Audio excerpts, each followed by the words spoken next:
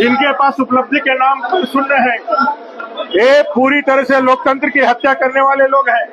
5 लाख बेरोजगारों को रोजगार देने के वायदे पर इन्होंने क्या कहा? कुछ नहीं कहा। 5,000 7,000 बेरोजगारी भत्ता देने वाले उनके वायदे पर क्या कहा? कुछ नहीं कहा। CGL JSC JPSC के परीक्षाओं के CBI जांच हो, उसमें क्या कहा? कुछ नहीं कहा। इन्होंने नियोजन नीति, स्थानीय नीति पे कुछ नहीं कहा। हथियार आधारित नियोजन नीति पे कुछ नहीं कहा। इन्होंने अनुबंध कर्मी, चाहे वो मनरेगा कर्मी हो, चाहे सहायक पुलिस कर्मी हो, चाहे फिर हमारा पोषण सखी हो, सहिया कर्मी हो, पारा शिक्षक हो, ऐसे कंप्यूटर ऑपरेटर से लेकर के संविदा और अनुबंध कर्मियों के बारे में इन्होंने कुछ नहीं कहा। हम लोगों ने पूरे झारखंड प्रदेश के इन विषयों को लेकर के उनके सामने रखा था, लेकिन मुख्यमंत्री हम लोगों ने कहा था कि वो भागेंगे, वो भाग गए और नेता प्रतिपक्ष को बोलने का ही मौका नहीं दिया। देश के अंदर इनके नेता प्रतिपक्ष राहुल गांधी जी को बोलने के लिए असीमित अधिकार चाहिए, लेकिन झारखंड में नेता प्रतिपक्ष को बोलने के लिए इनके पास 5 सेकंड बोलने के लिए क्या, जनता के सवालों को सुनने का उनके पास 5 सेकंड का भी दम नहीं है। इस सरकार ने तुष्टीकरण के पराकाष्ठा को पार करी। एक घुसपैठ बांग्लादेशी को जायज ठहराने के लिए ओपन मरांडी, दानू हेम्ब्रम, इनकी ऊपर लाठीचार्ज और उनको मारने को जायज ठहराने के लिए ये कह रहे हैं कि भाई रांची, जमशेदपुर, बोकारो, धनबाद, यहाँ कैसे लोगों का जीवन बदल रहा है। बांग्लादेशी और झारखंडी भारतीय लोगों के अंतर इनको समझ में तुष्टीकरण के कारण नहीं आ रहा है। ये सरकार पूरी तरह से बौखलाहट में है, फेलियर है। सदन के अंदर नालायक शब्द का प्रयोग किया जाता है, और जब हम लोग कहते हैं कि इसकी जांच करें, वो नहीं सुनते हैं। संविधान की धज्जियां उड़ाई जाती है।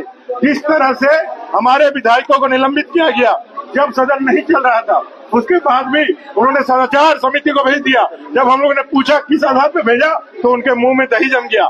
जब हम लोगों ने पूछा कि भाई आप बताएं किस नियम के आधार पर हम लोगों को निलंबित किया गया, उनके मुंह में दही जम गया। वो चाह रहे हैं अपने मिथिलेश ठाकुर जो भी मंत्री हैं, वो चिल्ला रहे हैं कि इनको बर्खास्त करो। बर्खास्त क्या, हमको फांसी में चढ़ा दो। लेकिन युवाओं के सवाल पर 5 लाख रोजगार आपने सदन के अंदर नहीं दिया कमिटमेंट करके, अब जाके जनता को जवाब देना होगा।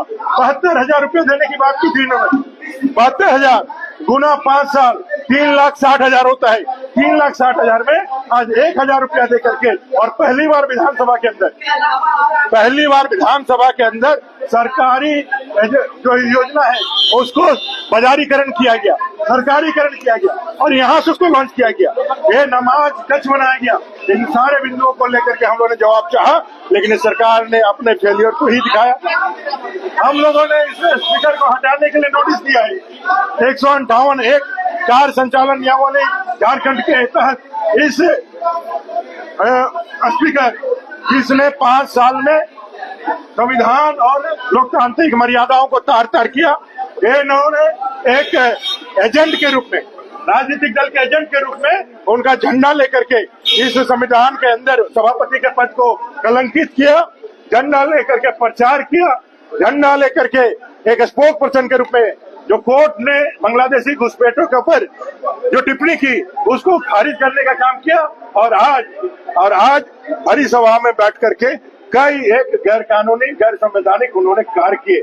इन्हें इतने मतवाले हो गए हैं कि अपनी आवाज को छिपाने के लिए उनके पत्रकारों को भी अंदर नहीं जाने दिया, उनसे भी भेदभाव किया, उनको भी आवाज को दबाने का काम किया। ये सरकार जाने वाली है, लिख के रख लीजिए। ये सरकार चली गई, एनडीए वापस आएगी, मजबूती के साथ आएगी, और नया सूरज खिलेगा, कमल खिलेगा। रांची के डेमोग्राफी के लिए कह रहे हैं कि भाई आप जाकर के देख लीजिए। अब रांची की जनता से जाके पूछे कि रांची की जनता महुआ मांझी से पूछे, रांची की जनता विनोद पांडे जी से पूछे, रांची की जनता जो यहाँ रहने वाले कांग्रेस, जेएमएम और बाकी लोगों जो कांग्रेस और जेएमएम का झंडा लेके घूमते हैं, उनसे जाकर के पूछे कि वो माननीय मुख्यमंत्री जी के बयान से कितना वो ताल्लुक रखते हैं। और जो इन्होंने एलिगेशन लगाया कि भारतीय जनता पार्टी का बड़ा बड़ा कार्यालय बना है, अगर गलत बना है, बुलडोजर आपके पास है, सरकार आपके पास है। कोई भी हमारा भारतीय जनता पार्टी का कार्यालय गिरा के तो देखे। मैं चुनौती के साथ कहता हूँ, भारतीय जनता पार्टी विश्व की सबसे बड़ी पार्टी है और विश्व की सबसे बड़ी पार्टी के कार्यकर्ताओं ने, करोड़ों कार्यकर्ताओं ने अपने पॉकेट से चंदा दे करके अपने कार्यालय को बनाया है। अपने डॉक्टर श्यामा प्रसाद मुखर्जी और दीनदयाल उपाध्याय जी के सपनों को पूरा करने का वो कार्यालय है।